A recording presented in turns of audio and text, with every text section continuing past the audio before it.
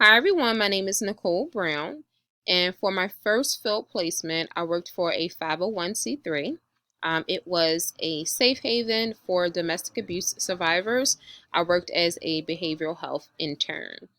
It was a pretty rewarding experience. My goal was to be impactful, to make a difference in the residents' lives, and I feel that I have, and I definitely would go back.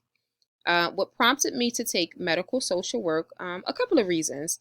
The first is that I work for a Medicaid insurance, so healthcare has always been in my trajectory. So just combining the two made me a little bit more interested in medical social work. And then the other is that I have come in contact with social workers in the hospital, and they come up, they're very empathetic, and I just wanted to learn more about like what their role entails.